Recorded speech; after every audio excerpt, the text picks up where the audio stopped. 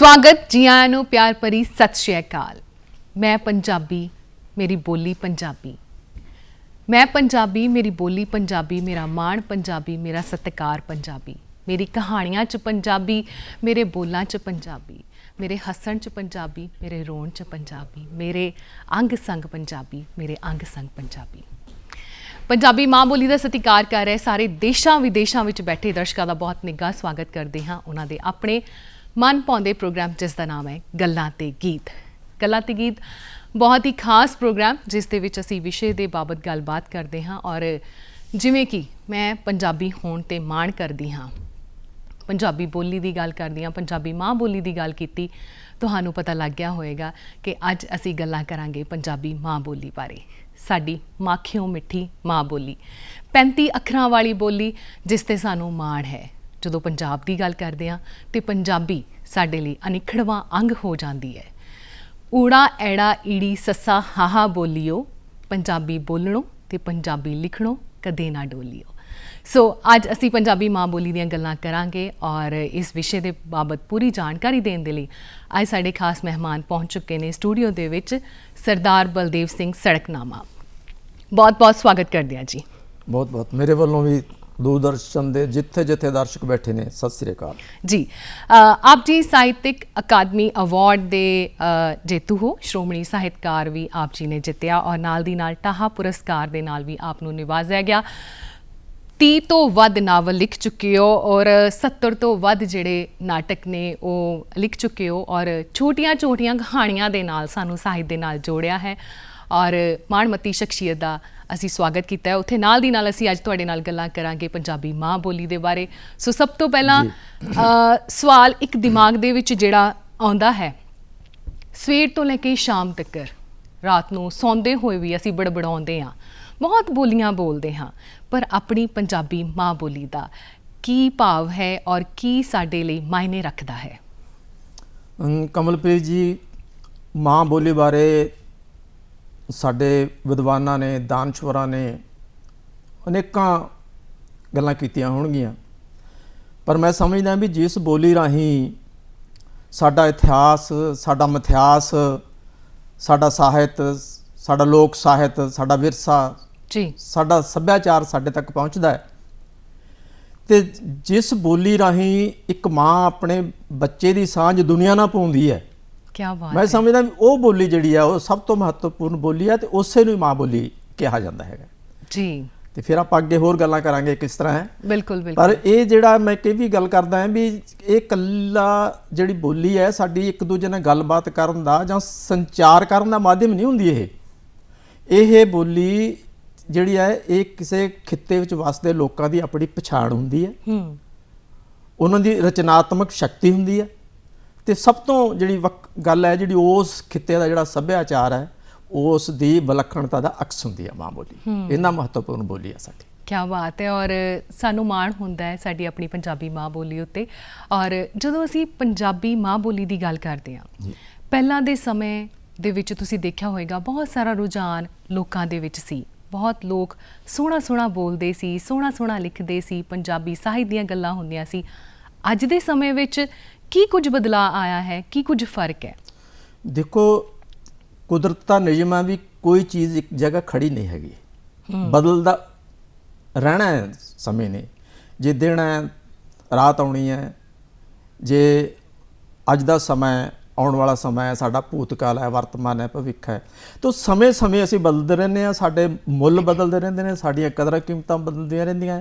इस तरह ही साडी जिहड़ी है भाषा जिस तरह असीं लोग तरक्की करते जाते हैं, जिस तरह उन्हां दे ज्ञान च वाधा हुंदा जांदा है, जिस तरह वाधा जांदा वो सारा कुछ जिहड़ा है जिहड़ी चीज़ पहलां सी, जिस तरह की पहलां भाषा सी वो सिर्फ इशारिਆਂ नाल ही गल्लां करदे सी एक दूसरे नाल, हौली हौली वो कोई समझ लो कोई चीकां मार के या कोई होर इस तरह की गल करके जिहड़ा है उस तरह कोई हेक ला के कोई एक दूसरे नाल गल हौली हौली वो जिहड़ी जिस तरह बोली बनी, बोली दे फिर अर्थ समझाउण लगे, फिर उन्होंने कुछ अपने अर्थ बनाए। इवें हर खित्ते का अपना अपना जिहड़ा सी वो बदलदा गया समय नाल। इवें साडी बोली जिहड़ी माँ बोली है ये आने वाले जिमें जिमें असी तरक्की करते गए, जिमें जिमें सभ्यता तरक्की करती रही, जिमें जिमें मनुखता जिहड़ी है वो अपने अपने नवे नवे नवे ਅਵਿਸ਼ਕਾਰ ਹੁੰਦੇ ਰਹੇ, ਨਵੀਆਂ ਨਵੀਆਂ ਕਾਢਾਂ ਕੱਢਦੇ ਰਹੇ, ਉਸ ਤਰ੍ਹਾਂ ਹੀ ਸਾਡਾ ਸਾਰਾ ਕੁਝ ਇਹ ਹੌਲੀ ਹੌਲੀ ਬਦਲਦਾ ਜਾਂਦਾ ਹੈ। ਹੁਣ ਇਸੇ ਤਰ੍ਹਾਂ ਹੀ ਸਾਰੇ ਸਾਡੇ ਮੁੱਲ, ਸਾਡਾ ਹੋਰ ਸਾਰਾ ਕੁਝ ਸਮੇਂ ਸਮੇਂ ਦੇ ਨਾਲ ਇਹ ਬਦਲਦਾ ਰਹਿਣਾ ਹੈ ਜੀ।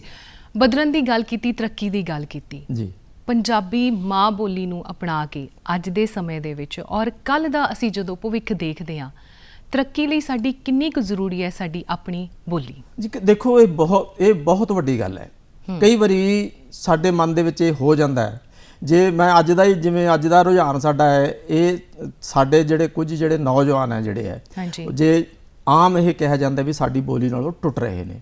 ਇਹ ਕਿਉਂ ਟੁੱਟ ਰਹੇ ਨੇ? ਇਹਦੇ ਪਿੱਛੇ ਥੋੜ੍ਹੇ ਜਿਹੇ ਕਾਰਨ ਬਣਦੇ ਨੇ। ਹੁਣ ਸਾਡੇ ਇੱਕ ਵੱਡਾ ਯੂਥ ਜਿਹੜਾ ਹੈ ਉਹ ਆਈਲੈਟ ਕਰਕੇ ਬਾਹਰ ਜਾ ਰਿਹਾ ਹੈ, ਅੰਗਰੇਜ਼ੀ ਸਿੱਖ ਕੇ ਬਾਹਰ ਜਾ ਰਿਹਾ ਹੈ। ਇਹ ਜਿਹੜੀ ਸਾਡੀ ਜਿੰਨਾ ਚਿਰ ਇਹ ਸਾਡੀ ਸਮਾਜੀ, ਸਾਡੀ ਰਾਜਸੀ, ਸਾਡੀ ਆਰਥਿਕ ਵਿਵਸਥਾ ਦੀ ਭਾਸ਼ਾ ਨਹੀਂ ਬਣਦੀ, ਜਿੰਨਾ ਚਿਰ ਸਾਡੀ ਬੋਲੀ, ਉਹਨਾਂ ਚਿਰ ਇਸ ਨੂੰ ਸਾਡੇ ਜਿਹੜੇ ਨੌਜਵਾਨ ਪੀੜ੍ਹੀ ਹੈ, ਜਿਵੇਂ ਜਿਵੇਂ ਵਿਸ਼ਵ ਵਰਤਾਰਾ ਜਿਹੜਾ ਵਰਤਦਾ ਹੈ, ਜਿਵੇਂ ਜਿਵੇਂ ਵਿਸ਼ਵ ਮੰਡੀ ਬਣਦਾ ਜਾ ਰਿਹਾ, ਹਰ ਚੀਜ਼ ਜਿਹੜੀ ਬਜ਼ਾਰੂ ਹੁੰਦੀ ਜਾ ਰਹੀ ਹੈ, ਉਸ ਕਰਕੇ ਉਹ ਫਿਰ ਬਾਹਰ ਨੂੰ ਭੱਜਦੇ ਨੇ, ਉਹਨਾਂ ਨੂੰ ਲਾਲਸਾਵਾਂ ਉਹਨਾਂ ਦੀਆਂ ਵੱਧਦੀਆਂ ਜਾਂਦੀਆਂ ਨੇ। ਤੇ ਜ਼ਰੂਰ ਇਹ ਸਾਡੀਆਂ ਚਾਹੇ ਨੀਤੀਆਂ ਸਮਝ ਲਓ, ਸਾਡੀਆਂ ਭਾਸ਼ਾ ਨੀਤੀਆਂ ਸਮਝ ਲਓ। ਜਿਸ ਤਰ੍ਹਾਂ ਅਸੀਂ ਜੇ 1967 ਦੇ ਵਿੱਚ ਭਾਸ਼ਾ ਐਕਟ ਵੀ ਬਣਾਤਾ, ਰਾਜ ਭਾਸ਼ਾ ਦਾ ਦਰਜਾ ਵੀ ਸਾਡੀ ਭਾਸ਼ਾ ਨੂੰ ਮਿਲ ਗਿਆ, ਪਰ ਇਹਦੇ ਬਾਵਜੂਦ ਜਿਹੜੇ ਅਮਲ ਹੋਣੇ ਸੀ, ਜਿਹੜੇ ਉਹਦੇ ਤੇ ਨਿਗਰਾਨੀ ਰੱਖੀ ਜਾਣੀ ਸੀ, ਉਹ ਨਹੀਂ ਰੱਖੀ ਗਈ ਜਿਸ ਢੰਗ ਨਾਲ। ਉਹ ਸਿਰਫ ਆਪਣੇ ਕਾਗਜ਼ਾਂ ਵਿੱਚ ਹੀ ਉਹ ਜਿਹੜੇ ਕਾਨੂੰਨ ਬਣਦੇ ਰਹੇ ਗਏ। 2008 ਵਿੱਚ ਉਹਦੀ ਸੋਧ ਵੀ ਕੀਤੀ ਗਈ। ਹੁਣ ਜਿਵੇਂ ਦੁਬਾਰਾ ਫੇਰ ਪਹਿਲੀ ਜਮਾਤ ਤੋਂ ਲੈ ਕੇ 10ਵੀਂ ਤੱਕ ਇਸ ਨੂੰ ਆਪਣੀ ਭਾਸ਼ਾ ਦਾ ਮਾਧਿਅਮ ਬਣਾਇਆ ਜਾ ਰਿਹਾ, ਜਿਵੇਂ ਲਾਜ਼ਮੀ ਪੜ੍ਹਾਈ ਕੀਤੀ ਜਾ ਰਹੀ ਹੈ। ਹੋ ਸਕਦਾ ਹੈ ਕਾਸ ਦੀ ਕਿਰਨ ਹੈਗੀ ਆ ਸਾਡੇ ਕੋਲੇ ਵੀ ਸ਼ਾਇਦ ਕੋਈ ਚੰਗਾ ਹੋਵੇ, ਪਰ ਇਹਦੇ ਬਾਵਜੂਦ ਵੀ ਅਸੀਂ ਦੇਖਾਂਗੇ ਕਿ ਇਸ ਤੇ ਅਮਲ ਕਿੰਨਾ ਕੁ ਹੋ ਰਿਹਾ ਹੈ। ਕਿ ਅਸੀਂ ਅਜੇ ਵੀ ਸਾਡੇ ਨੌਜਵਾਨ ਜਿਹੜੇ ਆ ਉਹ ਬਾਹਰ ਭੱਜਣ ਦੀ ਹੋੜ ਹੈਗੇ ਆ, ਜਿੰਨਾ ਚ ਸਾਡੀ ਨਿਆਂ ਦੀ ਭਾਸ਼ਾ ਜਿਹੜੀ ਆ ਉਹ ਅਜੇ ਤੱਕ ਪੰਜਾਬੀ ਨਹੀਂ ਬਣ ਸਕੀ।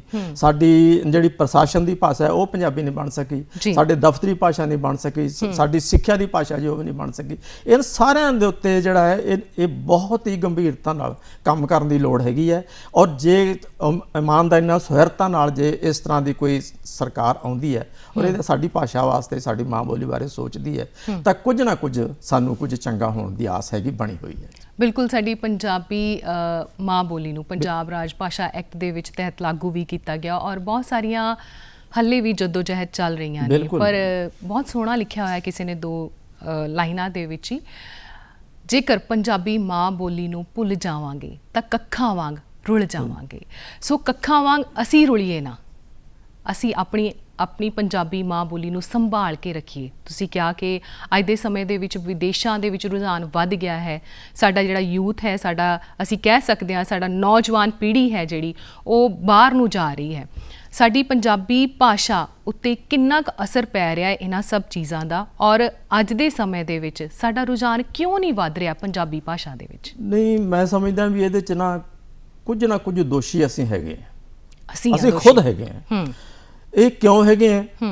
ਅਸੀਂ ਆਪਣੀ ਭਾਸ਼ਾ ਬਾਰੇ ਉਹਨੇ ਜਾਗਰੂਕ ਨਹੀਂ, ਉਹਨੇ ਫਿਕਰਮੰਦ ਨਹੀਂ ਹੈਗੇ। ਮੈਂ ਬੰਗਾਲ ਵਿੱਚ 20 ਸਾਲ ਰਿਹਾ ਹਾਂ ਜੀ। ਮੈਂ ਉੱਥੇ ਉਹਨਾਂ 20 ਸਾਲਾਂ ਦੇ ਵਿੱਚ ਕਦੇ ਨਹੀਂ ਦੇਖਿਆ ਵੀ ਕਿਸੇ ਉੱਥੇ ਬੰਗਾਲੀ ਨੇ ਆਪਣੀ ਭਾਸ਼ਾ ਲਈ ਕੋਈ ਧਰਨਾ ਦਿੱਤਾ ਹੋਵੇ, ਜਾਂ ਉੱਥੇ ਉਹਨਾਂ ਨੇ ਕੋਈ ਭੁੱਖ ਹੜਤਾਲ ਕੀਤੀ ਹੋਵੇ, ਜਾਂ ਆਪਣੀ ਭਾਸ਼ਾ ਦੇ ਚੇਤਨਾ ਮਾਰਚ ਕੱਢੇ ਹੋਣ। ਮੈਂ ਨਹੀਂ ਦੇਖਿਆ ਵੀ ਉੱਥੇ ਸਾਰਾ ਕੁਝ ਹੈਗਾ। ਪਰ ਪਤਾ ਨਹੀਂ ਸਾਨੂੰ ਪੰਜਾਬੀਆਂ ਨੂੰ ਸਰਾਪ ਹੈ, ਜੇ ਅਸੀਂ ਬਹੁਤ ਪਿੱਛੇ ਜਾਈਏ ਤਾਂ ਉਦੋਂ ਅਬਦਾਲੀ ਆਏ, ਬਾਕੀ ਮੰਗੋਲ ਆਏ, ਚੰਗੇਜ਼ ਆਏ, ਇੱਥੇ ਉਹ ਆ ਕੇ ਉਹਨਾਂ ਨੇ ਸਾਡਾ ਸੱਭਿਅਤਾ ਵੀ ਸਾਡੀ ਬਰਬਾਦ ਕੀਤੀ ਔਰ ਸਾਡੀ ਭਾਸ਼ਾ ਵੀ ਜਿਹੜੀ ਬਰਬਾਦ ਕੀਤੀ। ਤੇ ਇਸ ਕਰਕੇ ਪਤਾ ਨਹੀਂ ਸਾਨੂੰ ਹਰ ਚੀਜ਼ ਲਈ ਸੰਘਰਸ਼ ਕਰਨਾ ਪੈ ਰਿਹਾ ਪੰਜਾਬੀਆਂ ਨੂੰ, ਚਾਹੇ ਆਪਣੀ ਹੋਂਦ ਲਈ, ਚਾਹੇ ਆਪਣੇ ਖਿੱਤੇ ਲਈ, ਜਾਂ ਆਪਣੀ ਇਸ ਤਰ੍ਹਾਂ ਦੇ ਸੱਭਿਆਚਾਰ ਲਈ, ਜਾਂ ਆਪਣੀ ਭਾਸ਼ਾ ਲਈ। ਮੈਂ ਹੋਰ ਕਿਤੇ ਨਹੀਂ ਇਸ ਤਰ੍ਹਾਂ ਦੇ ਕਿਸੇ ਵਰਤਾਰੇ ਵਿੱਚ ਦੇਖਿਆ। ਇਹ ਇਸ ਤਰ੍ਹਾਂ ਦਾ ਹੋ ਰਿਹਾ ਹੈ। 1952 ਦੀ ਗੱਲ ਹੈ, 21 ਫਰਵਰੀ ਦੀ, ਜਦੋਂ ਢਾਕੇ ਵਿੱਚ ਉੱਥੋਂ ਦੇ ਯੂਨੀਵਰਸਿਟੀ ਦੇ ਵਿਦਿਆਰਥੀਆਂ ਨੇ ਆਪਣੀ ਭਾਸ਼ਾ ਬਚਾਉਣ ਲਈ ਜਿਹੜਾ ਇੱਕ ਬਹੁਤ ਵੱਡਾ ਅੰਦੋਲਨ ਕੀਤਾ। ਉਸ ਅੰਦੋਲਨ ਦੇ ਵਿੱਚ ਗੋਲੀ ਚੱਲੀ, 6 ਸਟੂਡੈਂਟ ਮਾਰੇ ਗਏ, ਇੱਕ ਰਿਕਸ਼ੇ ਵਾਲਾ ਵੀ ਜੋ ਰਸਤੇ ਵਿੱਚ ਜਾ ਰਿਹਾ ਸੀ ਉਹ ਮਾਰਿਆ ਗਿਆ। ਉਸ ਤੋਂ ਬਾਅਦ 1971 ਵਿੱਚ ਬੰਗਲਾਦੇਸ਼ ਜਿਹੜਾ ਇੱਕ ਵੱਖਰਾ ਦੇਸ਼ ਬਣ ਜਾਂਦਾ ਹੈ। ਪਹਿਲਾਂ ਉਹ ਪਾਕਿਸਤਾਨ ਦਾ ਇੱਕ ਹਿੱਸਾ ਸੀ। ਸੀ। ਔਰ ਉਸ ਤੋਂ ਬਾਅਦ 2000 ਵਿੱਚ ਉਹਨਾਂ ਨੇ ਜਦੋਂ ਜਾ ਕੇ ਯੂਨੈਸਕੋ ਵਿੱਚ ਜਾ ਕੇ ਬੇਨਤੀ ਕੀਤੀ ਵੀ ਇਸ ਤਰ੍ਹਾਂ ਸਾਡੇ 1952 ਵਿੱਚ ਇਹ ਹੋਇਆ ਸੀ, ਹਾਂਜੀ, ਤਾਂ ਉਦੋਂ ਯੂਨੈਸਕੋ ਨੇ ਉਸ ਦਿਨ ਨੂੰ, ਜਿਸ ਦਿਨ ਗੋਲੀ ਚੱਲੀ ਸੀ, ਉਸ ਨੂੰ ਇੱਕ ਭਾਸ਼ਾ ਦਿਵਸ ਵਜੋਂ ਮਨਾਉਣ ਦੀ ਮਾਨਤਾ ਦੇ ਦਿੱਤੀ। ਉਹ ਸਾਰਾ ਵਿਸ਼ਵ ਜਿਹੜਾ ਉਹ ਭਾਸ਼ਾ ਬਣਾ ਰਿਹਾ ਹੈ। ਲੇਕਿਨ ਉਹਨੇ ਜਾਗਰੂਕ ਅਸੀਂ ਆਪਣੀ ਭਾਸ਼ਾ ਲਈ ਉਸ ਤਰ੍ਹਾਂ ਲੜੀਏ। ਮੈਂ 2 ਸਾਲ ਕੇਂਦਰੀ ਸਾਡੀਆਂ ਸਭਾਵਾਂ ਲੱਗੀਆਂ ਹੋਈਆਂ ਨੇ, ਕੇਂਦਰੀ ਲੇਖਕ ਸਭਾਵਾਂ ਨੇ, ਸਾਡੀਆਂ ਜਥੇਬੰਦੀਆਂ ਨੇ, ਅਕਾਡਮੀਆਂ ਬਣੀਆਂ ਹੋਈਆਂ ਨੇ, ਹਰ ਇੱਕ ਆਪਣੇ ਆਪਣੇ ਢੰਗ ਨਾਲ ਜਿਹੜਾ ਹੈ ਪਿਛਲੇ 47 ਤੋਂ ਬਾਅਦ ਹੀ ਸਮਝ ਲਓ ਅਸੀਂ ਲੱਗੇ ਹੋਏ ਹਾਂ ਜੀ। ਪਰ ਮੈਂ 2 ਸਾਲ ਮੈਂ ਕੇਂਦਰੀ ਸਭਾ ਦਾ ਪ੍ਰਧਾਨ ਰਿਹਾ, ਚੇਤਨਾ ਮਾਰਚ ਕੱਢੇ, ਧਰਨੇ ਦਿੱਤੇ, ਭੁੱਖ ਹੜਤਾਲਾਂ ਕੀਤੀਆਂ, ਪਰ ਗੱਲ ਉੱਥੇ ਦੀ ਉੱਥੇ ਹੀ ਜਿਹੜੀ ਹੈ ਪਰਨਾਲਾ ਕਹਿੰਦੇ ਨੇ ਨਾ, ਉੱਥੇ ਹੀ ਰਿਹਾ। ਉਹ ਮੰਨ ਲੈ ਜਾਂਦੇ ਆ, ਤੁਸੀਂ ਮੈਮੋਰੰਡਮ ਦਿਓ, ਤੁਸੀਂ ਦਿਓ, ਠੀਕ ਆ, ਰੱਖ ਲਿਆ ਜੀ, ਪਰ ਗੱਲ ਕਿਸੇ ਸਿਰੇ ਨਹੀਂ ਸੀ ਲੱਗਦੀ। ਇਸ ਕਰਕੇ ਸਾਡੇ ਨਾਲੋਂ ਜਿਹੜੇ ਉਹ ਲੋਕ ਨੇ ਉਹ ਜ਼ਿਆਦਾ ਜਾਗਰੂਕ ਨੇ, ਜ਼ਿਆਦਾ ਸੁਚੇਤ ਨੇ। ਇਹ ਅਸੀਂ ਉੱਥੋਂ ਤੱਕ ਪਹੁੰਚਾਂਗੇ ਤਾਂ ਅਸੀਂ ਵੀ ਜ਼ਰੂਰ ਆਪਣੀ ਭਾਸ਼ਾ ਨੂੰ, ਆਪਣੀ ਬੋਲੀ ਨੂੰ ਉਸ ਤਰ੍ਹਾਂ ਬਚਾ ਲਵਾਂਗੇ। ਜੀ, ਤੁਸੀਂ ਕਿਹਾ ਕਿ ਅਸੀਂ ਆਪਣੇ ਆਪ ਹੀ ਜ਼ਿੰਮੇਵਾਰ ਹਾਂ। ਅਸੀਂ ਕੱਖਾਂ ਵਾਂਗ ਰੁੱਲ ਜਾਵਾਂਗੇ, ਸੱਚੀ ਰੁੱਲ ਜਾਵਾਂਗੇ ਅਸੀਂ ਪੰਜਾਬੀ ਮਾਂ ਬੋਲੀ ਨੂੰ ਜੇ ਹੁਣ ਨਾ ਸੰਭਾਲਿਆ। ਬਹੁਤ ਕੁਝ ਹੋ ਗਿਆ, ਬਹੁਤ ਕੁਝ ਕਰ ਲਿਆ, ਪਰ ਚੰਗੀ ਦਿਸ਼ਾ ਨਿਰਦੇਸ਼ ਸਾਨੂੰ ਮਿਲੇ। ਅਸੀਂ ਕਹਿੰਦੇ ਹਾਂ ਕਿ ਸਾਡੇ ਜਿਹੜੇ ਨੌਜਵਾਨ ਪੀੜ੍ਹੀ ਹੈ ਉਹ ਪੰਜਾਬੀ ਮਾਂ ਬੋਲੀ ਦੇ ਨਾਲ ਪਿਆਰ ਕਰੇ, ਸਾਹਿਤ ਦੇ ਨਾਲ ਪਿਆਰ ਕਰੇ, ਕਹਾਣੀਆਂ ਪੜ੍ਹੇ, ਇਹੋ ਜਿਹਾ ਉਹਨਾਂ ਨੂੰ ਪਰੋਸਿਆ ਜਾਵੇ ਤਾਂ ਕਿ ਉਹ ਵੀ ਇੱਕ ਚੰਗਾ ਸਾਡੀ ਮਾਂ ਬੋਲੀ ਦਾ ਸਤਿਕਾਰ ਕਰ ਸਕਣ। ਤੁਹਾਨੂੰ ਕੀ ਲੱਗਦਾ ਹੈ ਕਿ ਜੋ ਕੁਝ ਵੀ ਆਪਾਂ ਬੱਚਿਆਂ ਨੂੰ, ਜਿਹੜੇ ਸਾਡੇ ਵਿਦਿਆਰਥੀ ਨੇ ਜਾਂ ਸਕੂਲਾਂ ਦੇ ਵਿੱਚ ਪੜ੍ਹਦੇ ਨੇ, ਉਹਨਾਂ ਨੂੰ ਅਸੀਂ ਜਦੋਂ ਸਿਲੇਬਸ ਦੇ ਵਿੱਚ ਪੰਜਾਬੀ ਲਗਾਉਂਦੇ ਹਾਂ ਤੇ ਕਾਫੀ ਵਾਰ ਉਹਨਾਂ ਸਿਲੇਬਸ ਦੇ ਵਿੱਚ ਸ਼ਬਦਾਂ ਦੇ ਵਿੱਚ ਗਲਤੀਆਂ ਹੁੰਦੀਆਂ ਨੇ। ਕਾਫੀ ਵਾਰ ਅਸੀਂ ਦੇਖਿਆ ਗਿਆ ਹੈ ਸਕੂਲ ਦੇ ਬੋਰਡ ਲੱਗੇ ਹੁੰਦੇ ਨੇ, ਉਹਨਾਂ ਦੇ ਵਿੱਚ ਸ਼ਬਦਾਂ ਦੀ ਬਣਤਰ ਸਹੀ ਨਹੀਂ ਹੁੰਦੀ, ਔਂਕੜ ਦਲੈਂਕੜ ਦੇ ਵਿੱਚ ਕੋਈ ਫਰਕ ਨਹੀਂ ਹੁੰਦਾ, ਸਿਆਰੀ ਬਿਆਰੀ ਬੱਚਿਆਂ ਨੂੰ ਪਤਾ ਨਹੀਂ ਹੁੰਦੀ। ਤੁਹਾਨੂੰ ਕੀ ਲੱਗਦਾ ਕਿ ਵਿਦਿਅਕ ਸੰਸਥਾ ਦਾ ਕਿੰਨਾ ਕੁ ਯੋਗਦਾਨ ਹੋਣਾ ਚਾਹੀਦਾ ਹੈ? ਨਹੀਂ, ਸਾਰਾ ਯੋਗਦਾਨ ਕਿੰਨਾ ਕੁ ਨਹੀਂ ਹੋਣਾ ਚਾਹੀਦਾ, ਸਾਰਾ ਯੋਗਦਾਨ ਹੀ ਵਿਦਿਅਕ ਸੰਸਥਾ ਦਾ ਹੁੰਦਾ ਹੈ।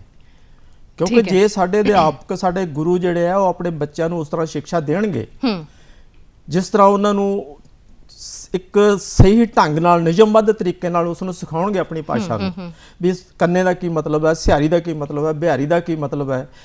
ਇੱਥੋਂ ਤੱਕ ਤੇ ਹੈ ਵੀ ਜਦੋਂ 8ਵੀਂ ਵਿੱਚ ਇਹਨਾਂ ਨੇ ਬਿਨਾਂ ਇਮਤਿਹਾਨ ਤੋਂ, ਬਿਨਾਂ ਪੇਪਰਾਂ ਤੋਂ ਪਾਸ ਦੇਣ ਦੀ ਨੀਤੀ ਬਣਾ ਲਈ ਸੀ, ਤਾਂ 8ਵੀਂ ਦੇ ਇੱਕ ਵਿਦਿਆਰਥੀ ਨੂੰ ਪੰਜਾਬੀ 'ਚ ਆਪਣਾ ਨਾਂ ਸਹੀ ਨਹੀਂ ਸੀ ਲਿਖਣਾ ਆਉਂਦਾ। ਇਹ ਇੱਥੋਂ ਤੱਕ ਜਾਣੀ ਉਦਾਹਰਨਾਂ ਨੇ ਸਾਡੇ ਕੋਲੇ। ਜਦੋਂ ਫਿਰ ਇਸ ਢੰਗ ਨਾਲ ਅਸੀਂ ਜਦੋਂ ਦੂਸਰੇ ਪ੍ਰਾਂਤਾਂ ਦੇ ਜਦੋਂ ਲੇਖਕਾਂ ਨੂੰ ਜਾਂ ਉਹਨਾਂ ਦੇ ਵੱਡੇ ਵਿਦਵਾਨਾਂ ਦੀ ਜੋ ਗੱਲ ਦੇਖਦੇ ਹਾਂ, ਹੁਣ ਰਵਿੰਦਰਨਾਥ ਟੈਗੋਰ ਦੀ ਗੱਲ ਕਰਦੇ ਹਾਂ ਤਾਂ ਉਹ ਆਪਣੀ ਮਾਤ ਭਾਸ਼ਾ ਲਈ ਕਿੰਨੇ ਫਿਕਰਮੰਦ ਸਨ, ਕਿੰਨਾ ਉਹਨੂੰ ਲਗਾਓ ਸੀ। ਜਾਂ ਅਸੀਂ ਬਾਹਰ ਰਸੂਲ ਹਮਜ਼ਾ ਤੋਂ ਤੱਕ ਪਹੁੰਚ ਜਾਂਦੇ ਹਾਂ ਵੀ ਉਸਨੇ ਆਪਣੀ ਭਾਸ਼ਾ ਨੂੰ, ਆਪਣੀ ਕਿੰਨਾ ਉਹਨੇ ਪਿਆਰ ਕੀਤਾ ਹੈ। ਹੁਣ ਇੱਥੋਂ ਤੱਕ ਉਹ ਕਹਿੰਦਾ ਰਸੂਲ ਹਮਜ਼ਾ ਤੋਂ ਕਹਿੰਦਾ ਵੀ ਲੋਕਾਂ ਨੂੰ ਜਿਹੜੇ ਕਹਿੰਦੇ ਨੇ ਕਹਿਣ ਦਿਓ ਵੀ ਮੇਰੀ ਨਿੱਕੀ ਜਿਹੀ ਕੌਮ ਦੀ ਬੋਲੀ ਗਰੀਬ ਹੈ, ਪਰ ਮੈਂ ਆਪਣੀ ਇਸ ਬੋਲੀ ਵਿੱਚ ਜੋ ਚਾਹਾਂ ਕਰ ਸਕਦਾ ਹਾਂ। ਔਰ ਕਹਿੰਦਾ ਮੈਂ ਜਿਹੜੇ ਮੇਰੇ ਵਿਚਾਰ ਨੇ, ਜਿਹੜੇ ਮੇਰੀ ਜਜ਼ਬਾਤ ਨੇ, ਮੇਰੀਆਂ ਭਾਵਨਾਵਾਂ ਨੇ, ਮੈਂ ਕਿਸੇ ਵੀ ਹੋਰ ਭਾਸ਼ਾ ਦੀ ਮੈਨੂੰ ਲੋੜ ਨਹੀਂ ਪੈਂਦੀ। ਕਹਿੰਦਾ ਹਰ ਕੌਮ ਦੀਆਂ ਜਿਹੜੀਆਂ ਭਾਸ਼ਾਵਾਂ ਨੇ ਇਹ ਸਮਾਜ 'ਚ ਤਾਰਿਆਂ ਵਰਗੀਆਂ ਹੁੰਦੀਆਂ ਨੇ, ਔਰ ਇਹਨਾਂ ਬੋਲੀਆਂ ਨੂੰ ਕਿਸੇ ਇੱਕ ਵੱਡੇ ਤਾਰੇ ਵਿੱਚ ਨਾ ਮਿਲਾਓ। ਇਹ ਕੰਮ ਸੂਰਜ ਦਾ ਹੈ। ਕਹਿੰਦਾ ਹਰ ਇੱਕ ਕੌਮ ਨੂੰ ਆਪਣਾ ਸਿਤਾਰਾ ਰੱਖਣ ਦਾ ਹੱਕ ਹੈ।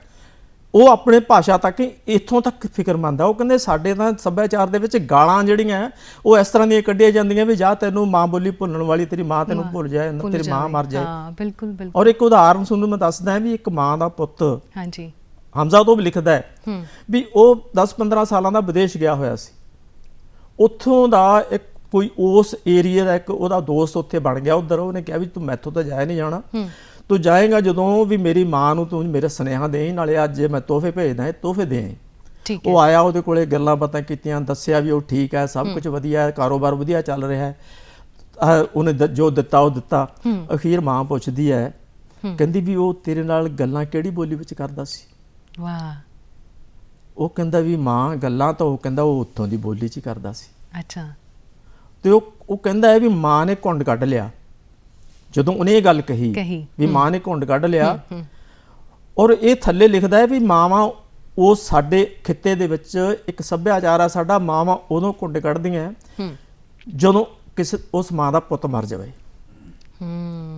ਯਾਨੀ ਉਹ ਆਪਣੀ ਬੋਲੀ ਨੂੰ ਇਸ ਤਰ੍ਹਾਂ ਉਹ ਦਿਲੋਂ ਚਾਹੁੰਦੇ ਨੇ ਵੀ ਚਾਹੁੰਦੇ ਜੇ ਨੇ, ਮੇਰਾ ਪਿਆਰ ਪੁੱਤ ਕਰਦੇ ਮੇਰੀ ਨੇ। ਬੋਲੀ ਨਹੀਂ ਬੋਲਦਾ, ਮੇਰੀ ਬੋਲੀ ਭੁੱਲ ਗਿਆ ਹੈ, ਤਾਂ ਮੇਰੇ ਵੱਲੋਂ ਉਹ ਮਰ ਗਿਆ। ਤੇ ਕੀ ਅਸੀਂ ਉਹਨੇ ਸੁਚੇਤ, ਉਹਨੇ ਜਾਗਰੂਕ, ਉਹਨੇ ਫਿਕਰਮੰਦ ਹੈਗੇ ਆਪਣੀ ਭਾਸ਼ਾ ਲਈ?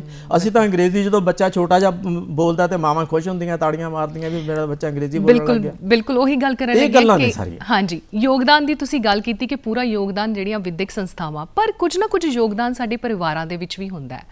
ਮਾਂ ਬੱਚੇ ਦੀ ਪਹਿਲੀ ਅਧਿਆਪਕ ਹੁੰਦੀ ਹੈ ਤੇ ਮਾਵਾਂ ਜਿਹੜੀਆਂ ਹੁੰਦੀਆਂ ਨੇ ਉਹ ਸਿਖਾਉਂਦੀਆਂ ਨੇ ਆਪਣੀ ਬੋਲੀ ਨੂੰ। ਤੇ ਜੇਕਰ ਪਹਿਲੇ ਹੀ ਕਿਸੇ ਵੀ ਹੋਰ ਭਾਸ਼ਾ ਦੇ ਵਿੱਚ ਉਹਨੂੰ ਸਿਖਾਈ ਜਾਵੇ, ਅੱਜ ਕੱਲ੍ਹ ਅਸੀਂ ਦੇਖਦੇ ਹਾਂ ਬਹੁਤ ਸਾਰੀਆਂ ਭਾਸ਼ਾਵਾਂ ਜਿਹੜੀਆਂ ਉਹਨਾਂ ਨੂੰ ਹੀ ਹਮੇਸ਼ਾ ਜਿਹੜੀ ਪਹਿਲੇ ਨੰਬਰ ਤੇ ਰੱਖਿਆ ਜਾਂਦਾ ਹੈ ਤੇ ਬਾਕੀ ਪੰਜਾਬੀ ਜਿਹੜੀ ਭਾਸ਼ਾ ਹੈ ਉਹਨੂੰ ਬਾਅਦ ਚ ਰੱਖਿਆ ਜਾਂਦਾ ਹੈ। ਬਿਲਕੁਲ ਬਿਲਕੁਲ।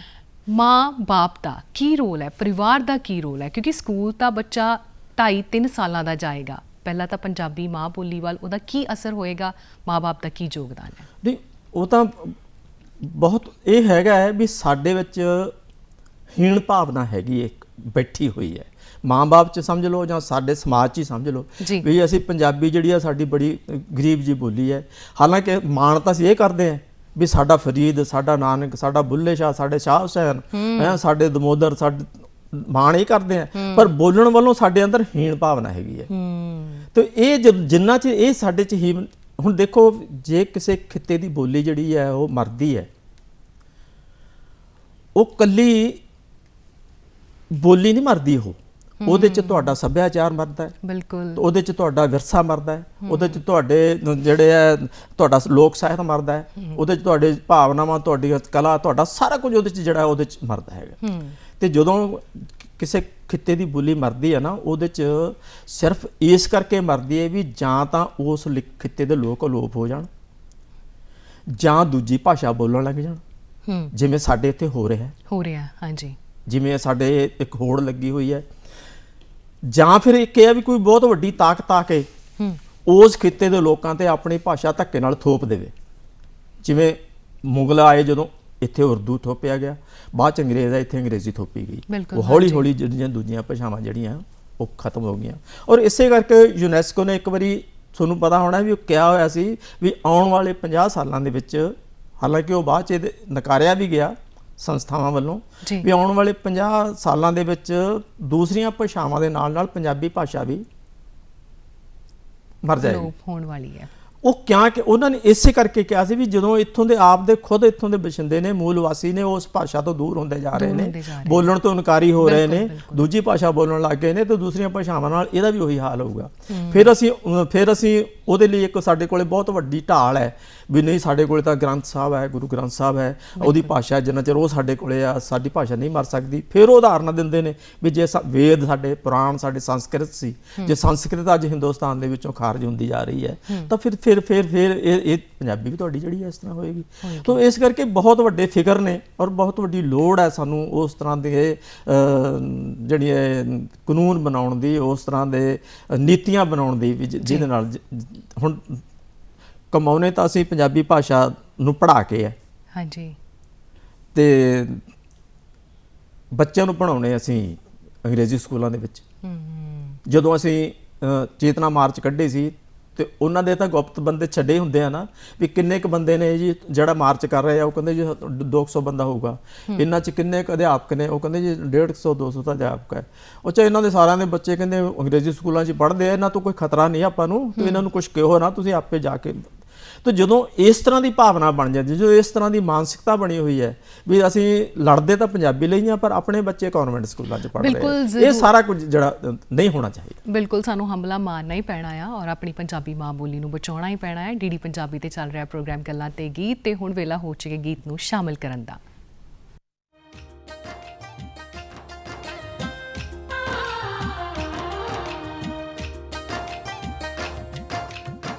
ਪੰਜਾਬੀਏ ਜ਼ਬਾਨੀ ਨੀ ਰਕਾਨੇ ਮੇਰੇ ਦੇਸ ਦੀਏ, ਪੰਜਾਬੀਏ ਜ਼ਬਾਨੀ ਨੀ ਰਕਾਨੇ ਮੇਰੇ ਦੇਸ ਦੀ, ਫਿੱਕੀ ਪੈ ਗਈ ਚਿਹਰੇ ਦੀ ਨੁਹਾਰਨੀ, ਮੇਡੀਆਂ ਖਿਲਾਰੀ ਫਿਰੇ ਨੀ ਬੁੱਲੇ ਦੀਏ ਕਾਫੀਏ, ਕੀਨੇ ਤੇਰਾ ਲਾ ਲਿਆ ਸ਼ਿੰਗਾਰਨੀ, ਪੰਜਾਬੀਏ ਜ਼ਬਾਨ ਨੀ ਰਕਾਨੇ ਮੇਰੇ ਦੇਸ ਦੀਏ।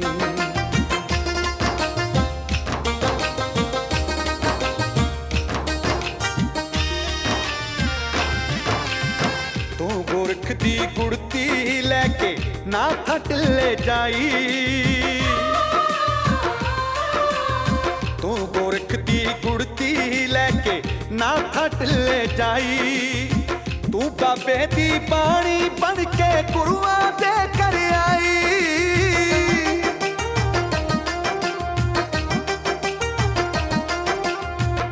ਸੰਗਤਾਂ ਨੇ ਲਾਡ ਤੇ ਪਿਆਰ ਦਿੱਤਾ ਐਸਾ ਤੈਨੂੰ, ਸੰਗਤਾਂ ਨੇ ਲਾਡ ਤੇ ਪਿਆਰ ਦਿੱਤਾ ਐਸਾ ਤੈਨੂੰ, ਦਿਨਾਂ ਵਿੱਚ ਹੋ ਗਈ ਮੁਟਿਆਰ ਨੀ।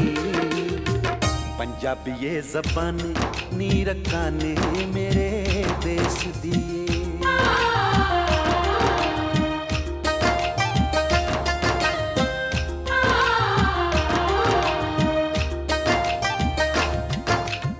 ਸੂਫੀ ਸੰਤ ਫਕੀਰਾਂ ਤੈਨੂੰ ਦਿੱਤੀ ਕੁੰਡ ਚੁਕਾਈ, ਸੂਫੀ ਸੰਤ ਫਕੀਰਾਂ ਤੈਨੂੰ ਦਿੱਤੀ ਕੁੰਡ ਚੁਕਾਈ। ਹਰ ਪੰਜਾਬੀ ਦੀ ਮਾਂ ਬਣ ਕੇ ਘਰ ਘਰ ਕਦਰ ਪਵਾਈ।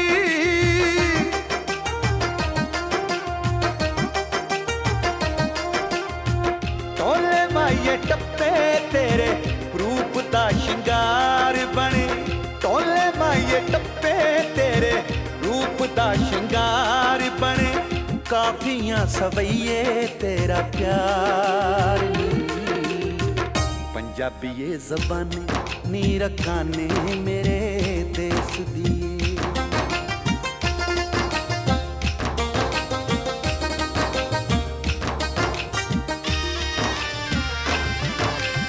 ਵਾਰਸ ਬੁੱਲੇ ਸ਼ਾਹ ਹੁਸੈਨ ਜੈ ਹਾਸ਼ਮ ਕਾਦਰੀਆਣਾ, ਵਾਰਸ ਬੁੱਲੇ ਸ਼ਾਹ ਹੁਸੈਨ ਜੈ ਹਾਸ਼ਮ ਕਾਦਰੀਆਣਾ। ਘਰ ਘਰ ਵਿੱਚ ਤੈਨੂੰ ਅਦਬ ਬਖਸ਼ਿਆ ਸ਼ਾਇਰਾਂ ਤੇ ਫਨਕਾਰਾਂ।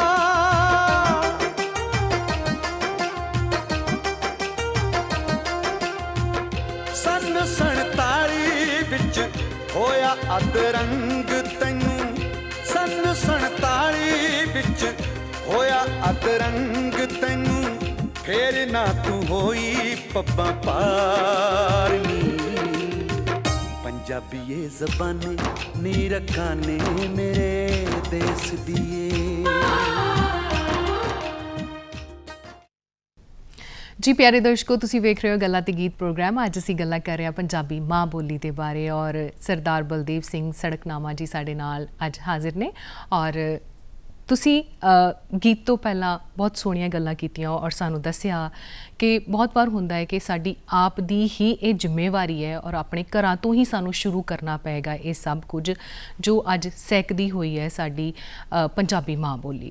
ਔਰ ਜਦੋਂ ਅਸੀਂ ਗੱਲ ਕਰਦੇ ਨਾ ਕਿ ਕਿਸੇ ਨਾਲ ਗੱਲਬਾਤ ਕਰਦੇ ਹਾਂ ਜਾਂ ਆਪਣੇ ਵਿਚਾਰ ਕਿਸੇ ਨਾਲ ਸਾਂਝੇ ਕਰਨੇ ਹੁੰਦੇ ਨੇ ਜਾਂ ਸਾਨੂੰ ਕੁਝ ਚੰਗਾ ਮਹਿਸੂਸ ਹੁੰਦਾ ਹੈ, ਅਸੀਂ ਹਮੇਸ਼ਾ ਆਪਣੀ ਮਾਂ ਬੋਲੀ ਦੇ ਵਿੱਚ ਸੋਚਦੇ ਹਾਂ, ਲਿਖਦੇ ਹਾਂ, ਪੜ੍ਹਦੇ ਹਾਂ, ਚੰਗਾ ਲੱਗਦਾ ਹੈ। ਖੁਸ਼ੀ ਵੇਲੇ, ਗਮੀ ਵੇਲੇ ਸਾਡੀ ਆਪਣੀ ਮੁਹਾਂਦਰੋਂ ਜਿਹੜੀ ਮਾਂ ਬੋਲੀ ਹੀ ਨਿਕਲਦੀ ਹੈ, ਭਾਵੇਂ ਅਸੀਂ 4 ਭਾਸ਼ਾਵਾਂ ਸਿੱਖੀਆਂ ਹੋਣ, 5 ਸਿੱਖੀਆਂ ਹੋਣ।